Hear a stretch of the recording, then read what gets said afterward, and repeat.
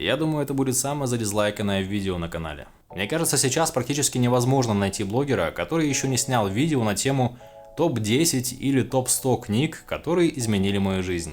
Книги, которые стоит прочесть каждому.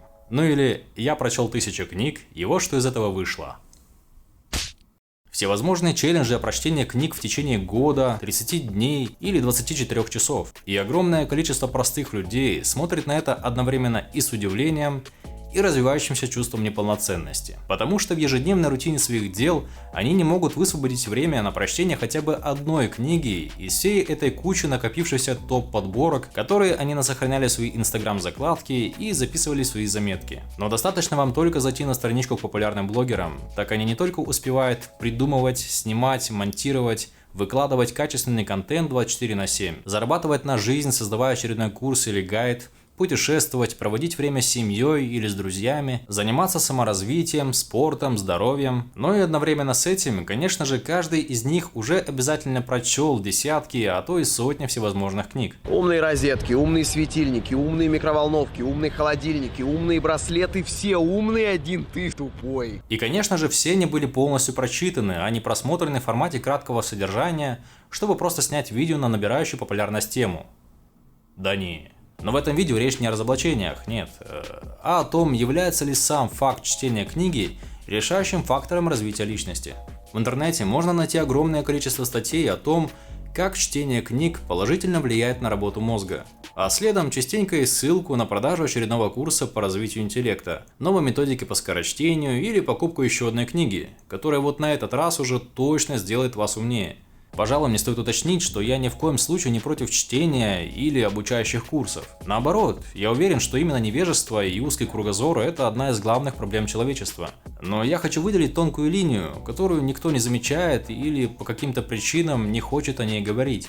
Ввиду прекраснейшего тренда за всю историю человечества, тренда, который не может меня не радовать, тренда на здравый смысл, науку, познание себя и окружающего мира, такие слова как чтение или книга стали синонимом мудрости, разума, синонимом чего-то априори умного и полезного. И чем больше книг прочитано, тем более умными и образованными считают себя люди. Но мы с вами часто забываем о том, что книги не всегда пишутся, чтобы поделиться реальным знанием или захватывающей историей. Зачастую они пишутся даже не самим автором, а очень часто для того, чтобы создать пассивный доход, например, увеличить влияние в научном сообществе, бизнес, политическом или литературном сообществе, выстроить личный бренд, повысить стоимость своих услуг и так далее. И пересечение таких интересов нередко подталкивает авторов по всему миру издавать информационную или идеологическую жвачку, не несущую реальной полезности.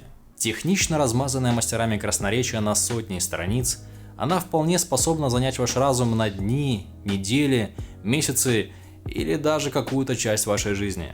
Информационная жвачка – это набор информации, упакованный в красивую обертку из красноречивых оборотов или околонаучных терминов и чьих-то фантазий, а не реальных фактов, полученных опытным путем. И читая такие книги, в лучшем случае вы потратите время на развитие фантазии, словарного запаса и развитие навыка выстраивания красивых речевых оборотов. В худшем случае вы потратите несколько дней или недель на обработку огромной кучи информационного мусора.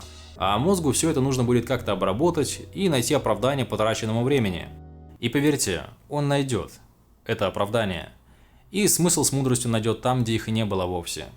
Так уж устроен наш мозг. Важно понимать, что книга, если это не художественное произведение ради удовольствия, то в первую очередь это источник информации, такой же, как в аудио или видео формате. Но почему-то вы не найдете на YouTube видео топ-20 интервью, которые изменили мою жизнь. Или, например, видео и подкасты, которые стоит посмотреть каждому. Кстати, прикольная идея для ролика.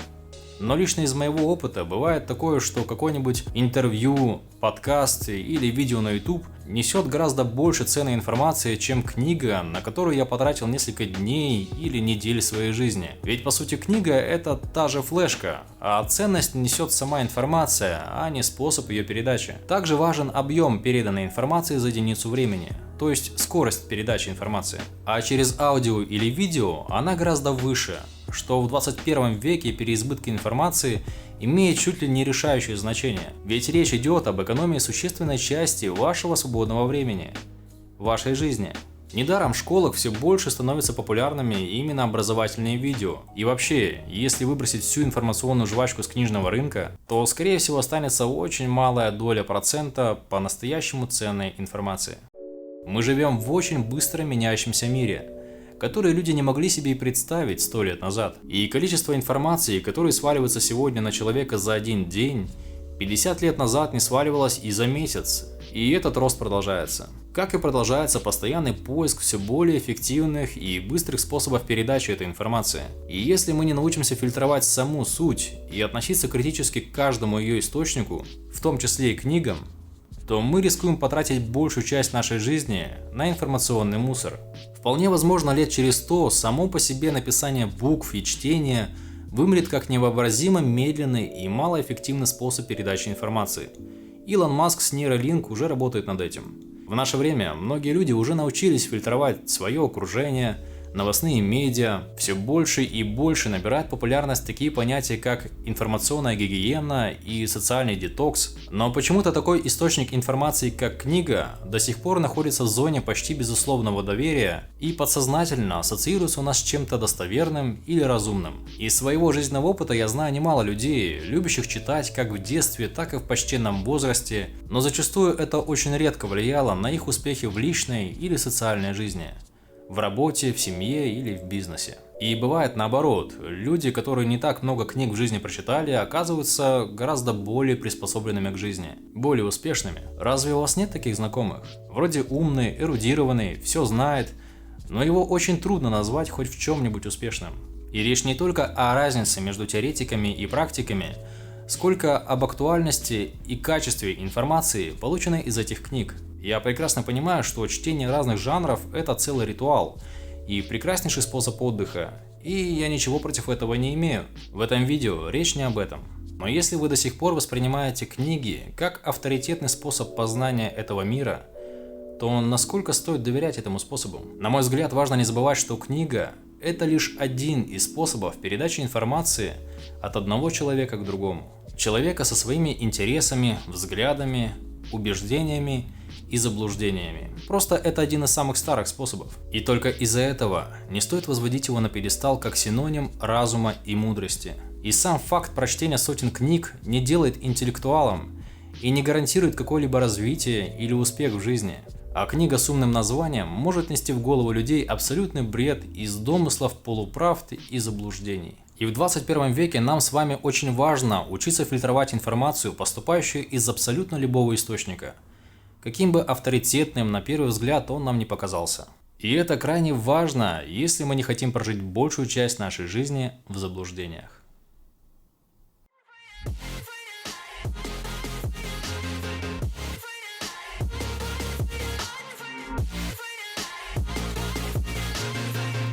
And I'ma get it right, dead on sight like